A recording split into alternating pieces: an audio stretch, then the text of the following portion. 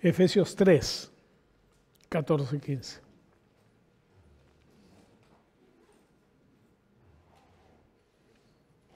¿Ya lo tenemos? Dice: por este motivo doblo mis rodillas ante el Padre de nuestro Señor Jesucristo, de quien toma nombre toda paternidad en los cielos y en la tierra, o como dice ahí, toda familia, en la versión Peshita, que es una traducción del arameo, dice toda paternidad, que toma nombre toda paternidad en los cielos y en la tierra. Dios es Padre. La gran diferencia entre las religiones es el hecho de que el cristianismo es la única que enseña que Dios es un Padre. Porque todas las demás lo que muestran son dioses estrictos, vengativos, que te disciplinan, dañan y un montón de cosas, ¿no? Y que están solos. Dios vive en comunidad.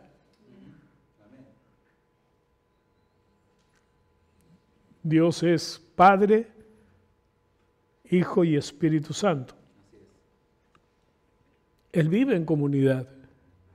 Entonces el Padre puede ejercer su paternidad no solamente en el ámbito espiritual inmediato, en el trono, sino que lo proyecta hacia su creación.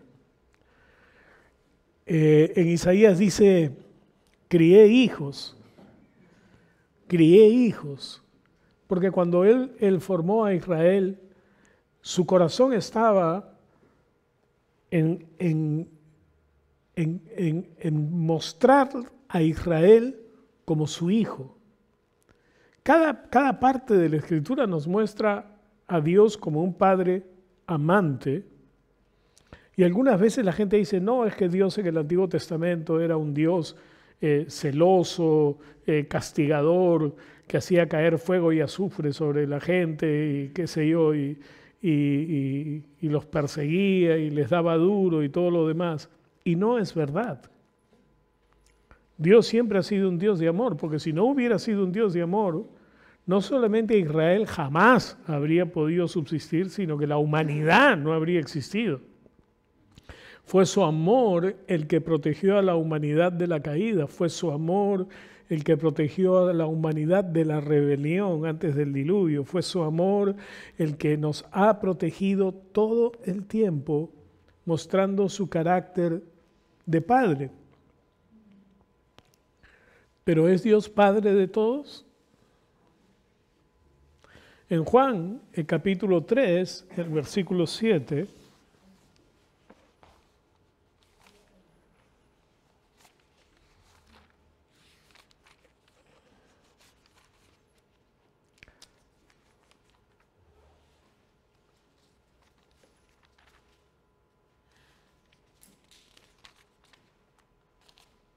dice: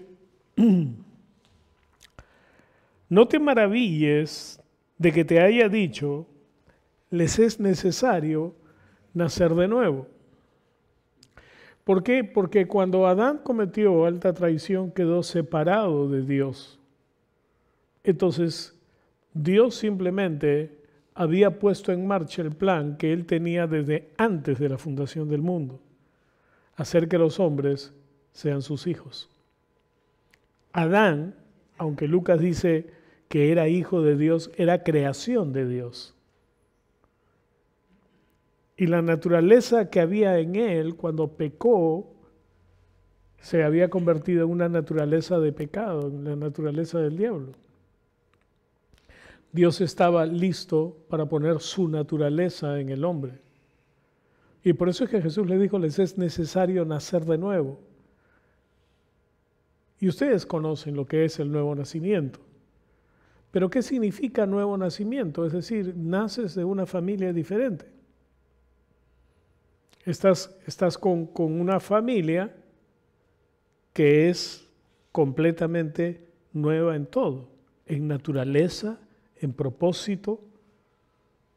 Y esa nueva naturaleza y propósito te lleva a entender que hay una nueva paternidad. Recuerdo que cuando me convertí, nos dieron un estudio que se llamaba ¿Qué hay de nuevo? Eran 7 lecciones y eran muy cortitas. Una de ellas era un nuevo padre. Tenemos un nuevo padre. Y ese padre es Dios. Cuando Jesús les enseñó a orar a los discípulos, les dijo que debían orar: Padre nuestro que estás en los cielos. Los judíos no llamaban Padre a Dios. Cuando Él les dijo que Dios era su Padre, dijo: no, nosotros tenemos un Padre que es Abraham.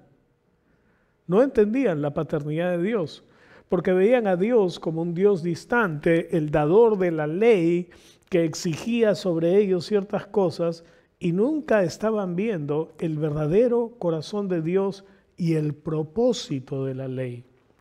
La diferencia entre los judíos y nosotros es que la ley en el Antiguo Testamento ellos la tomaron como reglas que debían de cumplir, ¿no?, a rajatabla, y como nosotros tenemos la Constitución y las leyes y sabemos que tenemos que obedecerlas porque si no nos puede ir muy mal. Pero ¿por qué las obedeces?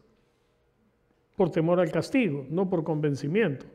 Cuando estás en el carro y estás apurado y estás en una luz roja y estás ahí acelerando, rum, rum, rum, esperando que cambie, tu corazón no está con la luz roja.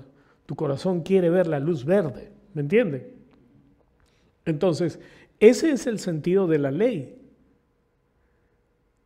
Pero el propósito de la ley es que tú entiendas que el corazón de Dios ha dado esas normas para que tú seas protegido, cuidado, guardado y puedas vivir en su cuidado y bendición. ¿Por qué? ¿Por qué un padre pone reglas en la casa?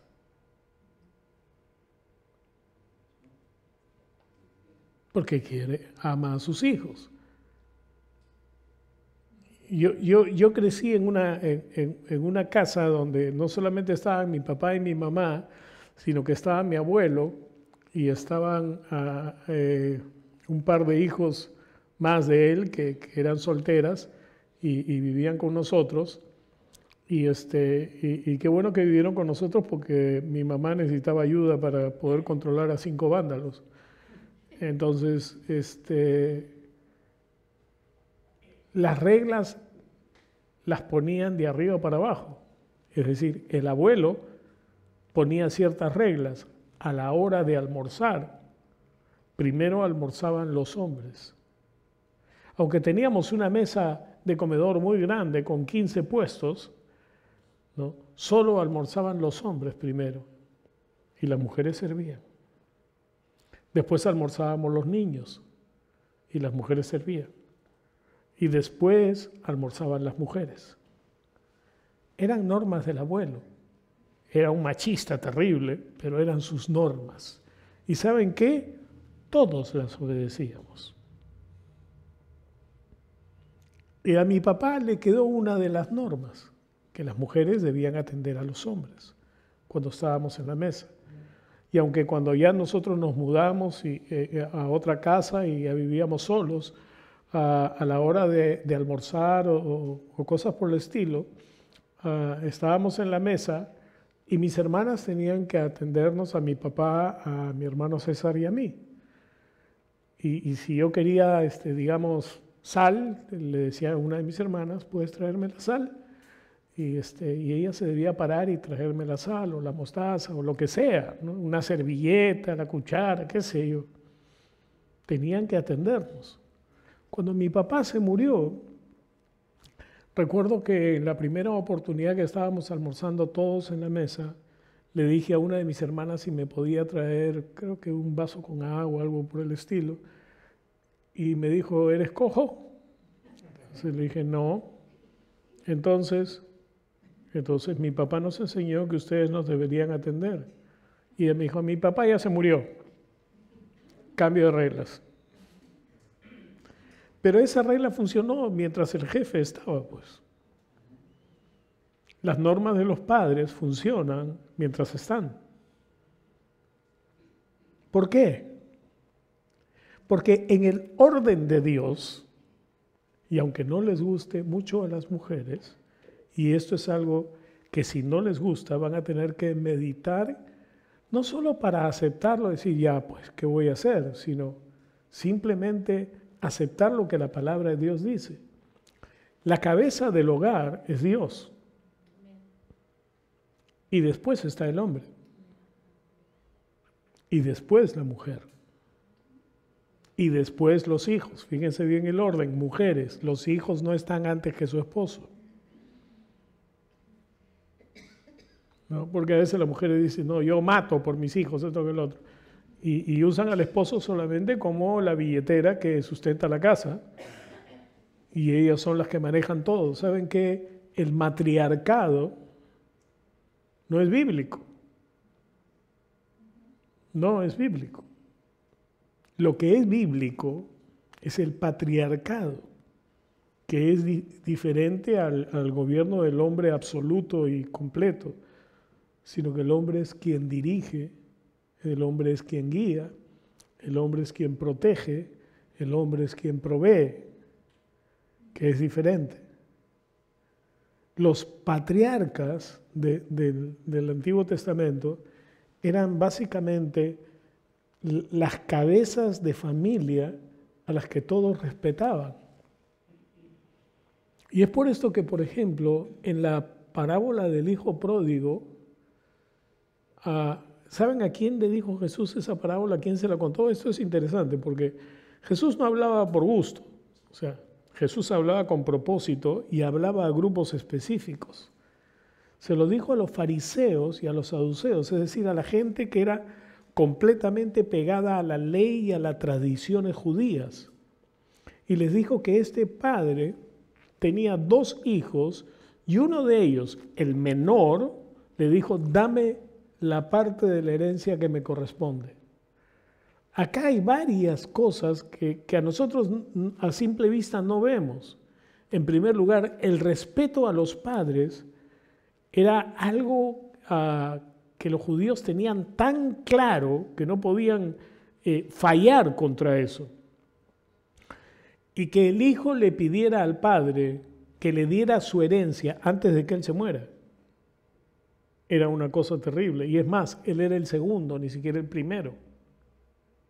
El primogénito siempre tenía mayores derechos, ¿no? Daniela, recuerdo cuando era chiquita, leyó en la Biblia la historia de los primogénitos y vino a mí y me dijo, papá, se arrodilló junto a mi sillón y me dijo, bendíceme. Entonces, yo la bendije. Y después le decía a su hermano que a ella le correspondía 1/3 de la herencia más que a él. Porque eso es lo que decía la Biblia respecto al primogénito. Pero que el segundo hijo le pidiera la herencia al padre y le estaba diciendo, ¿sabes qué? No me importa si vives o mueres, yo quiero mi plata ahora y me voy a ir. Desarraigarse de la familia, todas esas cosas eran afrentas al concepto de familia que tenía la gente que estaba escuchando a Jesús. En la familia que yo crecí, era una familia más o menos tradicional. Y ahora las familias son un poco menos pegadas a las tradiciones y a las reglas absurdas y algunas cosas, pero sí tienen que guardar algo, tienen que guardar el respeto a los mayores, el respeto a los padres, el respeto a las reglas. No hay tal cosa para un chico decir, yo ya sé qué hacer con mi vida, yo sé, no te metas en mi vida, no te metas en mi vida. Hay una cosa que es muy importante. Mientras vivas bajo el techo de tus padres, tienen el derecho de meterse en tu vida. Porque si eres un adulto y vives bajo el techo de tus padres y no quieres tener reglas, me encantó algo que alguien publicó en Facebook. Entonces, consíguete un trabajo, múdate de casa, paga tus cuentas, paga tu comida, paga tus estudios y sé libre. Pero mientras vivas con ellos y dependas de ellos, dependes de ellos. La Biblia, cuando dice que debemos honrar padre y madre, es muy singular. No está diciendo que debemos obedecer al padre y la madre todo el tiempo. Cuando somos niños, cuando estamos bajo su tutela, evidentemente sí debemos obedecerles. Pero cuando ya somos adultos y ya pagamos nuestras cuentas y ya vivimos aparte, has formado un hogar de repente, entonces tú eres responsable por tu vida. Lo que debes hacer es honrarlos, es guardarlos, es protegerlos. Si te es posible, mantenerlos. Pero el punto es, y ya me separé de mi mensaje, es que nosotros somos parte de la familia de Dios.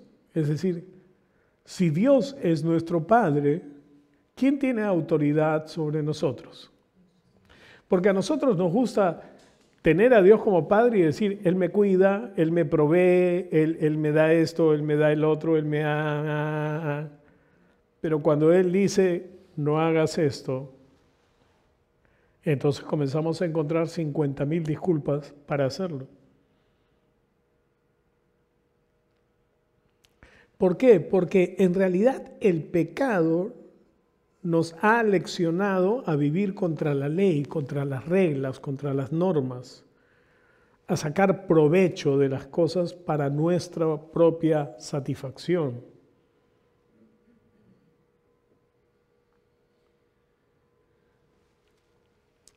Una vez hablé con una muchacha que tenía un enamorado y había quedado embarazada. Y comenzó diciéndome, tengo un problema. Y yo al toque la capté, le dije, ¿estás embarazada? Me dijo, sí, ese no es problema. Tu problema no es el embarazo, tu problema no es el bebé que tienes. ¿Tú crees que si te deshaces del bebé te deshaces del problema? No, el bebé no es el problema eres tú, que te has acostumbrado a fornicar.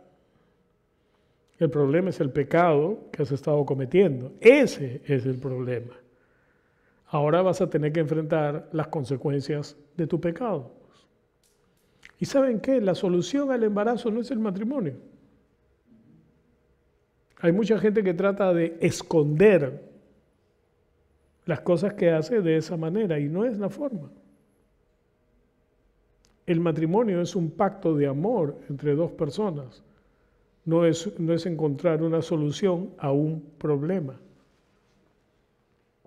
Es por eso que este tipo de visión hace que la gente esté pensando en el aborto. Este tipo de visión ha hecho que en Argentina se presente una ley del aborto que es aberrante.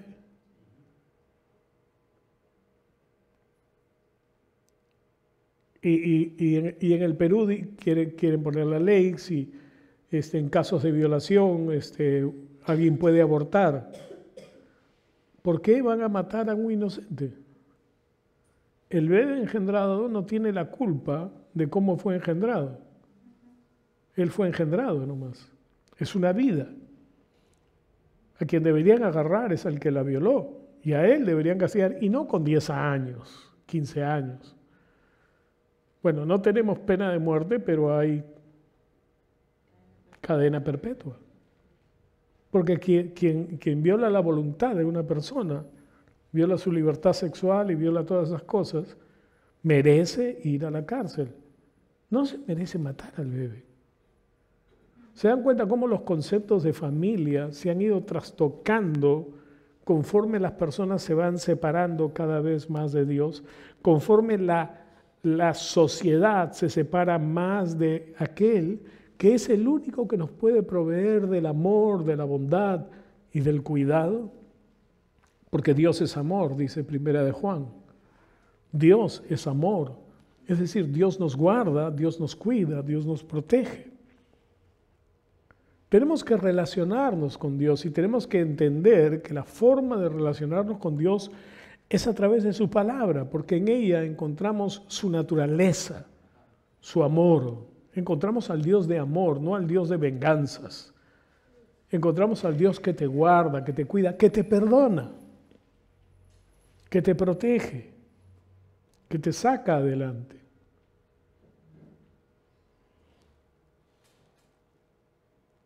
Y encontramos a un Dios que tiene cuidado y ha hecho todo para que nosotros podamos estar completos en nuestra vida.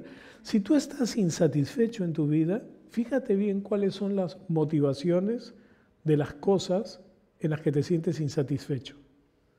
¿Qué es lo que te motivó a desear algo tanto que como no lo tienes, estás completamente insatisfecho? Si es algo que Dios ha puesto en tu corazón, entonces tú vas a encontrar en la búsqueda y en la práctica de lo que estás buscando, vas a encontrar satisfacción. Pero si lo que tienes es una continua insatisfacción, porque cuando no tienes, cuando vives en un cuarto deseas un departamentito, y cuando vives en un departamentito deseas una casa, y cuando vives en una casa quieres una casa más grande, y cuando vives en una casa más grande quieres una casa con jardines, y cuando vives en una casa con jardines quieres una casa con piscina, con cancha de tenis, con aeropuerto. O sea, nunca estamos satisfechos, siempre queremos más. ¿Me están entendiendo? Siempre queremos más. Pero, pastor, ese es espíritu de superación. No es espíritu de superación. El espíritu de superación es hacer las cosas mejores en beneficio de todos. Eso es superación. No es cuánto obtengo para mí, es cuánto puedo hacer para que todos estemos mejor. Es cuánto puedo hacer para que todos estemos bien. Ese es el corazón de Dios, porque la Biblia dice que Dios amó de tal manera al mundo que dio a su Hijo unigénito para que todo aquel que en Él crea no se pierda, sino tenga vida eterna.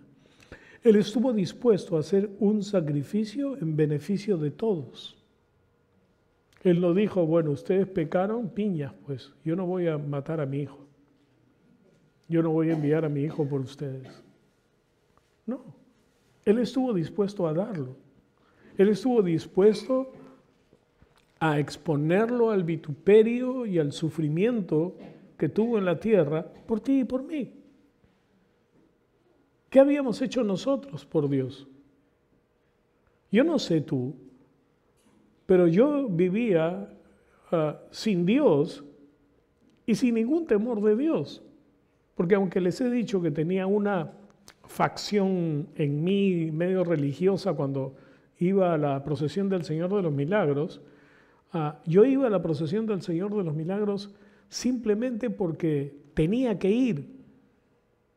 Sentía una necesidad de ir, pero no era una necesidad de Dios, porque cuando estaba en la procesión ni siquiera oraba, ni siquiera nada, simplemente seguía el anda y eso era lo que me satisfacía para todo el año.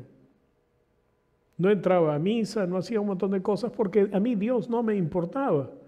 Yo bromeaba con la gente cuando me hablaban del cielo, del infierno. Decía, no, yo no me quiero ir al cielo, yo quiero ir al infierno porque ahí van a estar todos mis amigos. No tenían una noción de las cosas. Entonces, el asunto está en que cuando tú te encuentras con Dios, lo que tienes que saber es que te encuentras con tu Padre. Lo primero que debemos entender es que Él es Padre. Y un padre toma control de la vida de sus hijos. Los protege, los cuida, los guarda. Fíjense las cosas que la Biblia dice acerca de Dios. Que Él nos provee, Mateo 6, 8, y el verso 26 también. Mateo 6, 8 y el verso 26.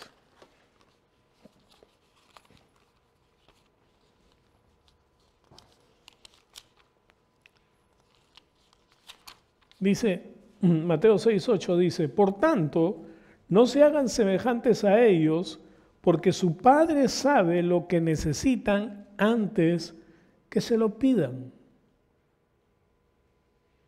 Dios sabe cuál es nuestra necesidad. Y en el verso 26 dice, observen las aves del cielo, que no siembran, ni cosechan, ni almacenan en graneros, y su Padre que está en el cielo las alimenta. ¿No son acaso ustedes más importantes que ellas? Cuando la gente dice, por ejemplo, y con esto quiero romper una idea religiosa, si no diezmo, no voy a tener para comer.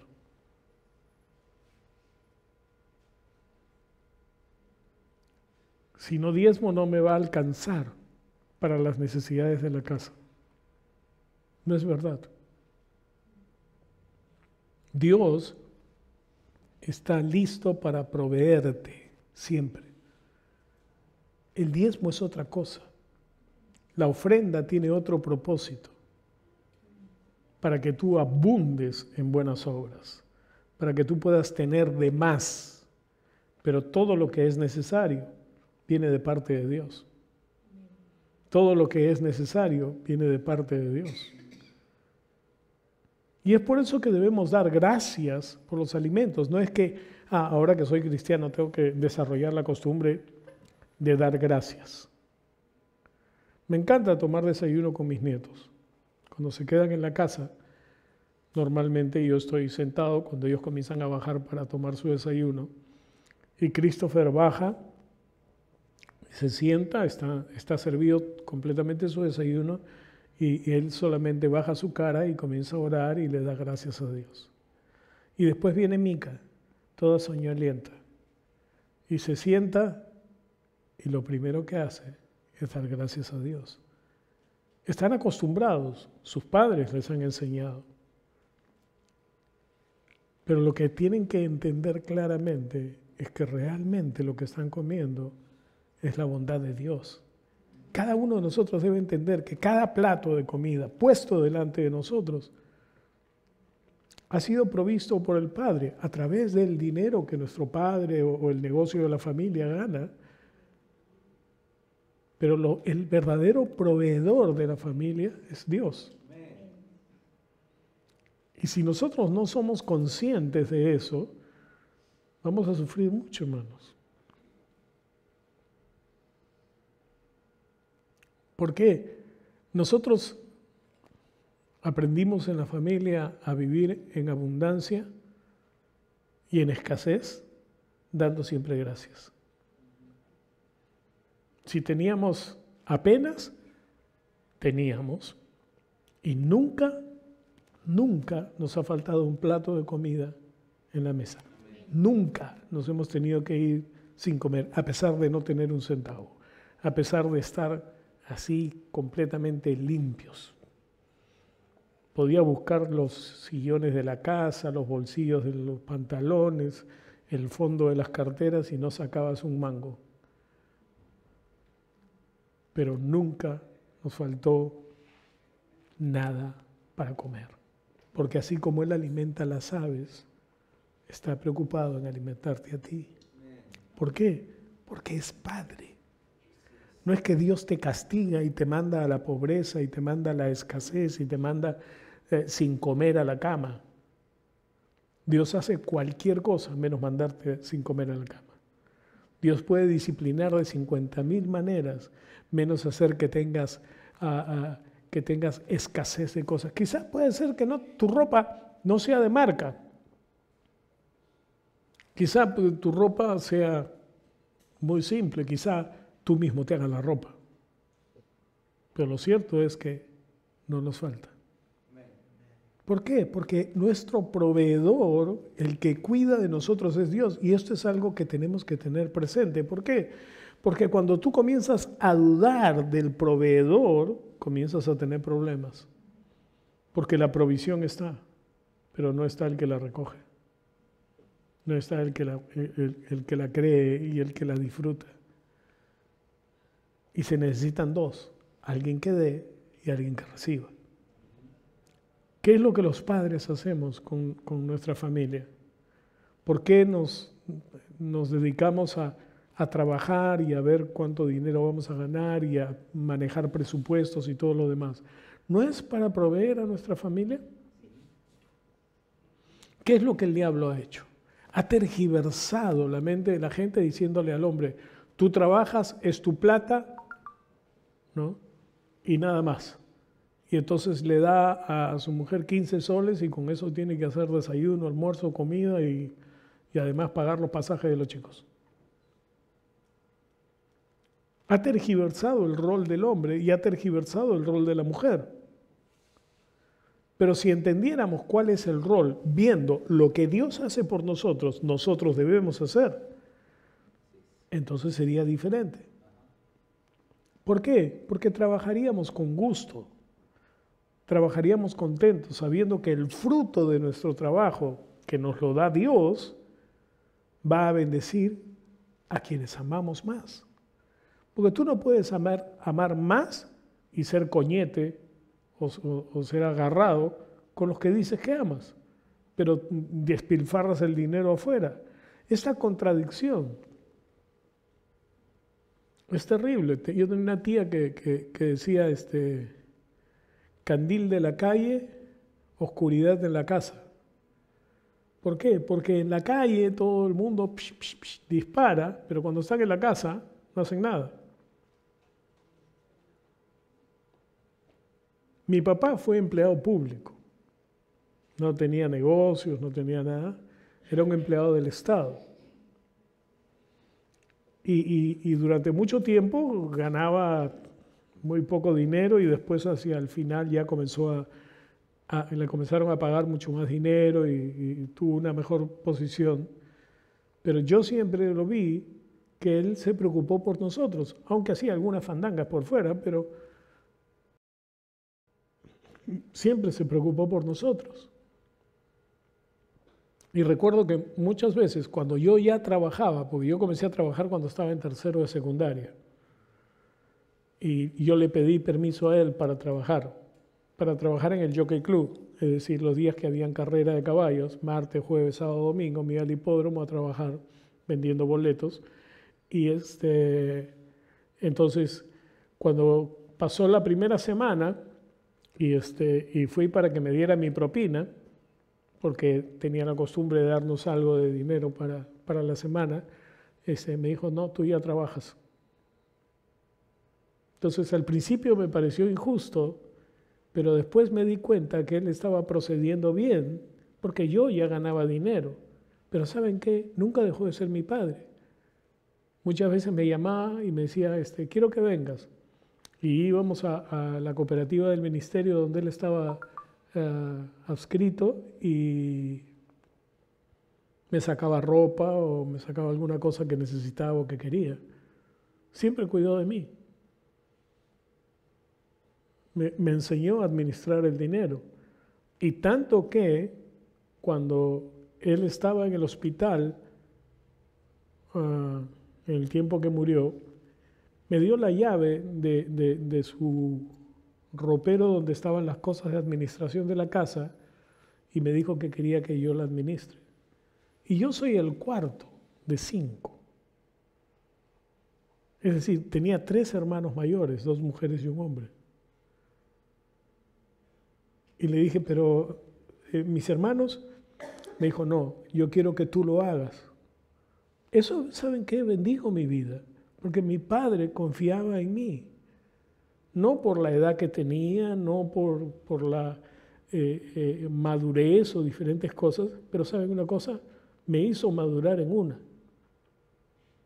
Cuando puso sus cosas en mis manos, me hizo madurar en una. Porque un padre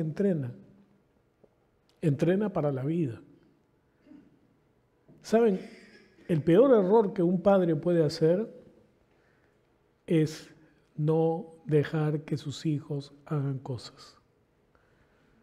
El peor error que un padre, una madre pueden hacer es hacerle pensar a sus hijos de que tienen la vida resuelta, de que no se preocupen por nada. de que ellos no tienen que hacer nada. ¿Saben que la peor cosa que una madre puede hacer por su hija es decirle, tú en la casa no tienes que hacer nada? El peor error que un padre puede hacer por sus hijos es hacerles notar de que no necesitan trabajar, de que no necesitan esforzarse, de que solo se dediquen a estudiar y a divertirse un poco porque son jóvenes. Si no entrenas de joven a una persona a ser un trabajador, a ser una persona responsable, entonces estás fallando. Porque ¿saben una cosa? Dios no aguanta engreídos. La Biblia dice, el que no quiere trabajar, que tampoco coma. Dios es nuestro proveedor, pero Él nos provee a través del trabajo. Dios es nuestro entrenador y Él nos entrena a través de la vida. Y si tú sabes mirar la mano de Dios, tú vas a aprovechar todas las cosas que Dios pone delante tuyo. Cuando mi papá falleció, mi hermana Rocío todavía estaba estudiando. Mi mamá no trabajaba porque a causa de una enfermedad por muchos años no había trabajado, no había hecho nada. Ella sufría de parálisis Parkinson, ¿no? Ese temblor y esas cosas, esa ataxia para moverse y todo lo demás. Es una enfermedad terrible porque es degenerativa. Y fue la primera persona que operaron en el Perú de parálisis Parkinson. Y aunque dejó el temblor y todo, ya no trabajó, pero se dedicó a hacer muchas cosas en la casa. Entonces, cuando mi papá murió, mis hermanos, mi hermana mayor ya se había casado, la segunda trabajaba, el tercero estaba en la universidad y trabajaba en una farmacia, y yo acababa de salir del colegio y estaba preparándome y trabajando. Y Rocío estaba pequeña, estaba en el colegio. Y entonces nos tuvimos que juntar los cuatro para ver cómo íbamos a hacer para manejar las finanzas de la casa. Porque como le dije, mi padre fue un empleado público. La pensión que mi mamá iba a recibir, que definitivamente nunca recibió, era una bicoca. Entonces había que hacer algo, había que ser responsables. Y aunque lo extrañábamos un montón, siempre nos mantuvimos con la responsabilidad de cuidarnos unos a otros. Y hasta ahora somos así. Ya tenemos nietos y seguimos en la misma danza. Cuidándonos, guardándonos, visitándonos, estando juntos. Porque algo nos enseñó nuestro Padre. Nos enseñó a amarnos y a estar juntos. Y su recuerdo es lo que nos mantiene así. Su vitalidad, su chispa, sus cosas son las que nos mantienen. ¿Saben qué? Yo aprendí una cosa porque mucha gente cercana ha fallecido. Mi padre, mi madre, algunos tíos que vivieron con nosotros, mis sobrinos.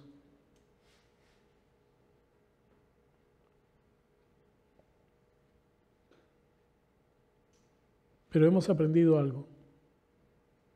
El recuerdo de los que se fueron siempre debe ser un recuerdo feliz. Nunca un recuerdo triste. ¿Saben? Y yo los entiendo cuando ponen un post o ponen algo, ¿no? De que el cumpleaños del papá o de la mamá o de la abuelita, ¿no? Dicen, te extrañamos, esto que lo otro y todo lo demás.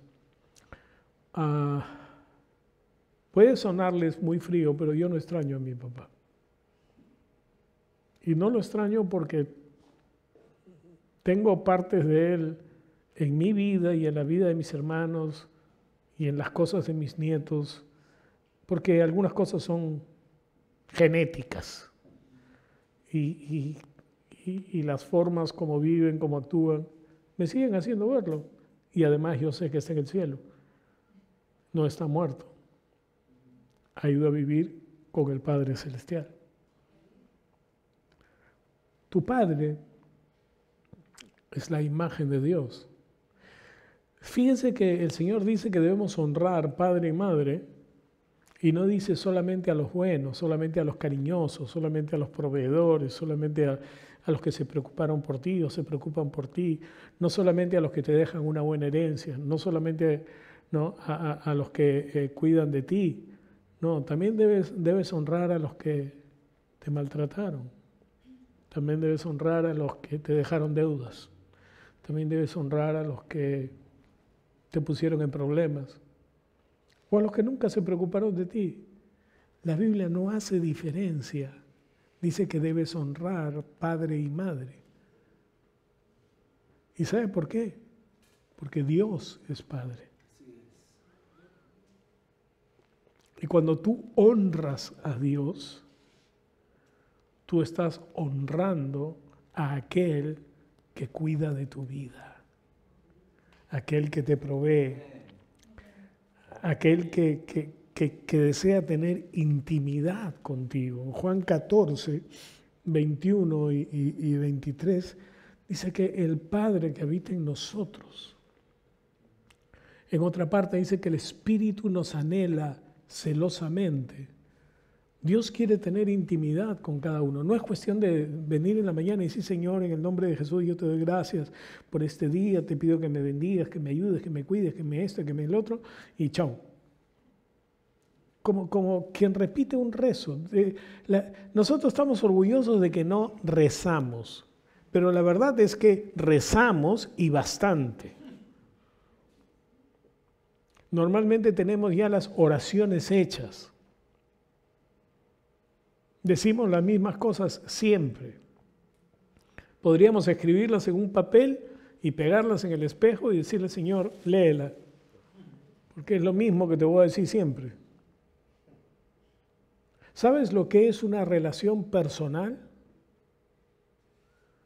¿Por qué hay esta brecha generacional entre padres e hijos? Porque dejan de hablarse, pues. Porque dejan de comunicarse, porque dejan de hablarse a corazón abierto. Los padres a veces son estrictos, son mandones, son así, son asá, y si se equivocan, jamás le piden perdón a sus hijos. ¿Cómo le voy a pedir perdón? Eso sería rebajar mi autoridad. Bueno, yo me quedé sin autoridad completamente, estoy en menos tanto porque les he pedido perdón tantas veces. ¿Por qué? Porque simplemente es orgullo. El orgullo mata las relaciones. El orgullo es lo que ha hecho que el hombre se separe de Dios y le diga: no te necesito. ¿Sabes? Esa es una reacción adolescente. No, yo no necesito de ustedes, yo puedo vivir mi vida. A ver, pues, sal de la casa, vete de la casa, anda a vivir por tu cuenta, a ver cuánto vas a aguantar, cuánto vas a vivir. Porque es fácil hablar cuando tienes casa, comida, abrigo. Y ¿sabes qué? No puedes estar mordiendo la mano que te da de comer. La Biblia dice que debes honrarlos. Porque cuando tú honras padre y madre, estás honrando a Dios, estás aprendiendo a honrar a Dios. Normalmente separamos a Dios de todas las cosas y no lo consideramos. ¿Y sabes qué? Dios es el que formó la familia. Entonces, Él sabe mejor que nadie cómo funciona la familia. Él sabe mejor que nadie cómo debemos relacionarnos con nuestra esposa, relacionarnos con nuestros hijos. Lo que ocurre es que los padres mandones siempre quieren que sus hijos estén bajo su autoridad y las madres mandonas quieren manipularlos toda la vida para que estén bajo su autoridad. Y ¿sabes qué? Las edades de tus hijos deben variar el tipo de relación que tienes con ellos.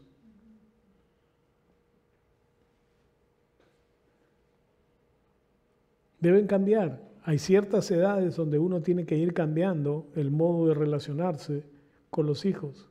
¿Por qué?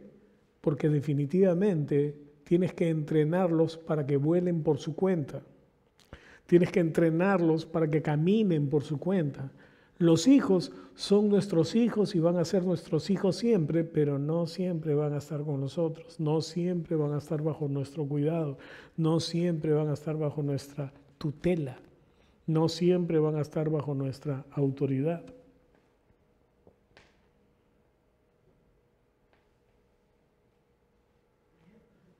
A mí me encanta cuando leo algo que Daniela hace o escribe y firma como Daniela Príncipe.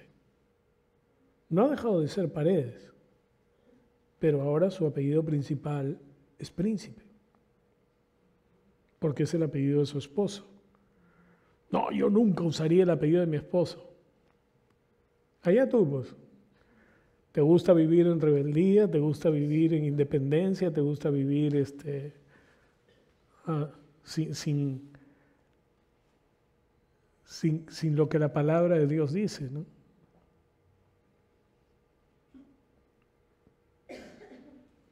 Sin sujeción. Esa es una palabra que a las mujeres les encanta. La sujeción, estar sujetas a alguien. ¿Y saben por qué la Biblia dice que no debemos casarnos en yugo desigual? Porque cuando tú te casas te tienes que sujetar. Y si te sujetas a alguien que no es de tu fe, que no camina como tú, estás sujetándote a caminos extraños. Y no te puedes soltar, pues. Cuando Daniela nació, yo recuerdo que al día siguiente que nació, porque estuve en una incubadora todo un día, me la entregaron y lo primero que hice fue levantarla en mis manos y darle gracias a Dios por su vida, darle gracias a Dios por lo que Él había puesto en su corazón, darle gracias a Dios por la sabiduría para poder criarla como Él quería y darle gracias a Dios por su esposo. Acababa de nacer, pero yo oré ese día de que ella se casara con un hombre de Dios para que sirvieran como familia a Dios. Nunca más lo tuve que orar, solamente darle gracias a Dios de que iba a ser así, aunque muchas veces apuntaba para irse para otro lado. Pero la verdad es que yo estaba siempre confiando que mi oración del primer día iba a dar fruto. Y dio fruto. ¿Por qué? Porque como padre tú te tienes que preocupar del futuro de tus hijos. Tú tienes que orar por él, por el futuro y por ser una causa para que ese futuro llegue pronto. Ayudarlos. Ser padre no es fácil. Porque ser padre es amar a alguien con todo tu corazón, darle todo lo que necesita, entrenarlo para la vida y luego soltarlo. Y aceptar el resultado.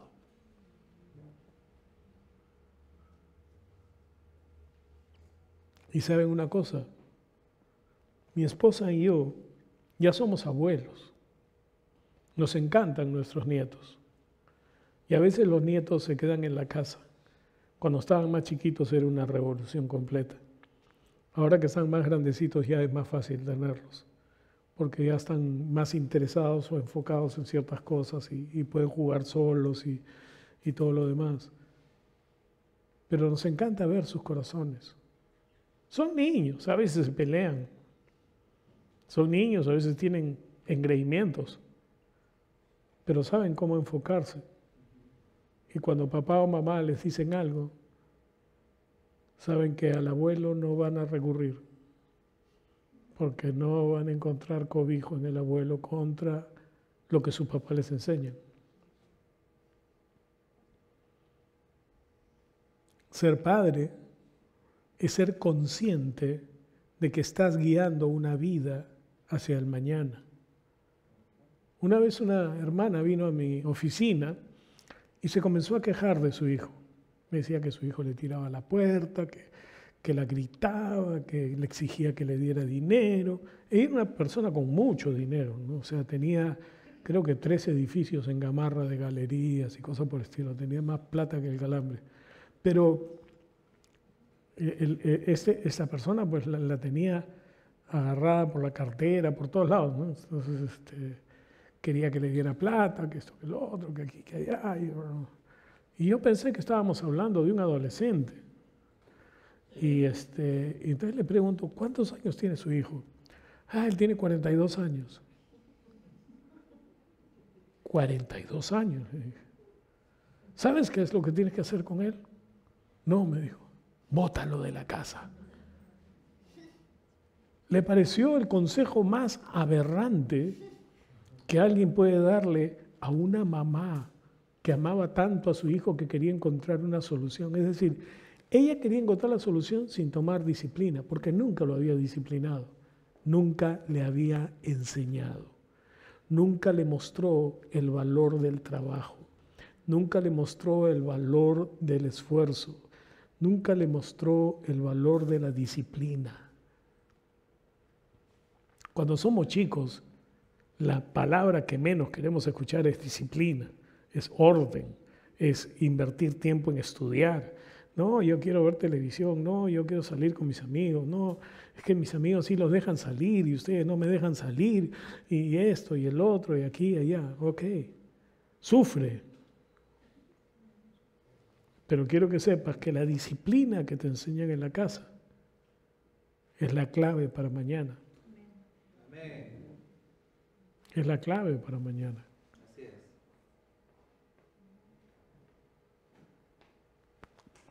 La palabra disciplina significa entrenamiento, educación, formación dada a un niño, corrección que regula el carácter. Eso es la disciplina. ¿Saben por qué los futbolistas pueden correr y usar toda la energía que usan y toda la fuerza que usan durante 90 minutos que dura un partido de fútbol? ¿O un partido de básquet? ¿O una carrera de 100 metros? ¿O una maratón de 42 kilómetros? Porque antes de hacer eso, están entrenándose, levantándose temprano, están trabajando. Yo recuerdo una prima que se dedicó a la natación, se levantaba a las 4 de la mañana, iba al Estadio Nacional, porque ella no estaba en ningún club particular ni nada, iba al Estadio Nacional y nadaba creo que hasta las 6, 6:30 de la mañana. Y a esa hora se iba a su casa, se ponía el uniforme, se iba al colegio, regresaba, hacía tareas y entrenaba físicamente de nuevo. Pero si ella no hacía eso, no podía competir. Todavía estaría llegando en la carrera. Pero si tú quieres lograr algo, hay una disciplina que tienes que practicar. Hay gente que dice, pero a mí me gustaría hacer tal cosa, pero no sé cómo se hace. Estudia. A mí me gustaría pintar, pero jamás has agarrado una brocha. Una vez le pregunté a un chico, le dije, ¿realmente tú qué quieres ser en la vida? Y me dijo, quiero ser un piloto de la Fórmula 1. Entonces me quedé rayado con lo que me dijo. Entonces le pregunté, ¿sabes manejar? No. ¿Has pensado en aprender a manejar? No todavía. Tú no vas a ser piloto de la Fórmula 1. Porque si tú no puedes perseguir tus sueños haciendo desde lo básico, nunca vas a llegar a nada. ¿Y sabes de dónde sacas esos corazones? De la disciplina de la casa. Del orden y la disciplina que están tratando de poner en ti. Estudia. ¿No te dicen a cada rato? La palabra que más escuchamos los estudia. Estudia, estudia. Haz tus tareas. Haz tus tareas. Haz tus tareas. a uno tuve que perseguir y al otro en realidad no tenía que perseguirlo porque hacía las tareas para deshacerse de ellas y poder jugar después. Pero la verdad es que dio resultado en los dos casos. Porque la disciplina forja el carácter. Alguien que quiere dedicarse al arte tiene que practicar. Tiene que practicar. La música, la pintura, el dibujo, todas esas cosas tienen que ser practicadas. Hay técnicas que aprender. Me encantó una frase de Paul McCartney, que para los menores era uno de los Beatles. Él decía que el genio era 10% de inspiración y 90% de transpiración. Si tú no estás dispuesto a trabajar, no vas a obtener nada. ¿Qué es lo que los padres hacen? Trabajan para nosotros. Trabajan para que nosotros podamos crecer bien, podamos tener todas las cosas. La Biblia dice que Dios trabaja. ¿Saben eso? Jesús lo dijo, mi Padre trabaja hasta hoy. Está siempre trabajando. Él tenía un modelo en su Padre. Yo hago esto porque he visto a mi Padre hacer esto. Yo recuerdo algo tan nítido de mi papá. Él no fue cristiano hasta un mes antes de partir de esta tierra, pero todos los días leía la Biblia cuando se levantaba y cuando se acostaba. Tenía su Biblia en la mesa de noche, una Biblia nácar colunga que tengo conmigo. Yo colecciono Biblias, tengo la Biblia de mi suegra, la Biblia de mi papá, que la usó mi mamá también. Pero todos los días leía la Biblia. Era una disciplina. Cuando yo vi que él hacía eso, y a mí me encanta leer, y desde chico me habían enseñado a leer libros y todo, comencé a leer la Biblia. Claro que no pasaba de Levítico, ¿no? Porque cuando llegaba el Levítico me caía de sueño, con todas las leyes, las normas, las cosas así, decía, ya que no puede ser, pensaba que todo el libro era igual.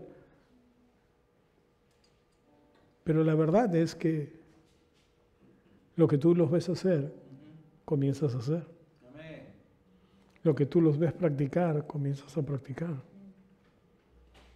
Lo que tú los ves haciendo, esforzándose por ti, y lo aprecias, va a ser una bendición para tu vida. Va a ser una bendición para tu vida. Yo no entiendo cómo algunas veces las familias pueden encerrar en un asilo a un anciano simplemente porque no se quieren hacer cargo de él. Hay una diferencia de gente que no puede hacerse cargo, ¿ok? Y necesita ayuda. Pero cuando tú puedes hacerte cargo, es una indolencia completa. Enviar a la persona, no solo que te dio la vida, sino que trabajó por ti, que hizo todo por ti, enviarlo a un asilo y ni siquiera visitarlo, ni siquiera ver cómo está. Eso no es honrar, padre y madre. Eso no es cuidar de los ancianos. Creo que ayer fue el día. Ayer fue el día del maltrato, ¿sí? Ayer, ¿cuántos saben que se celebró el día del maltrato al día contra el maltrato a las personas de la tercera edad?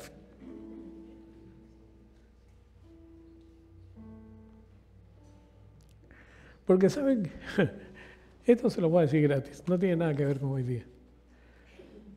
Pero lo peor que puedes hacer por un anciano es no prestarle atención, es no escucharlo, es no dejarlo que cuente la misma historia 100 veces. Es no considerarlo.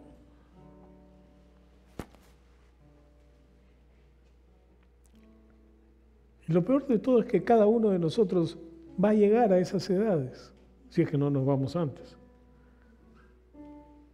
Pero la verdad es que el plan de Dios es que vivamos muchos días.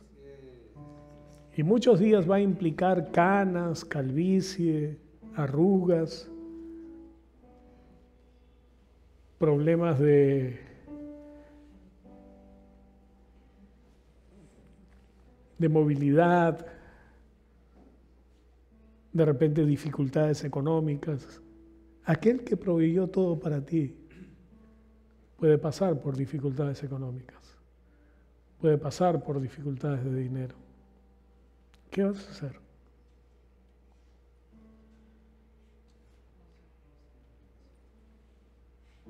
Debemos honrarlos, pues. Debemos guardarlos.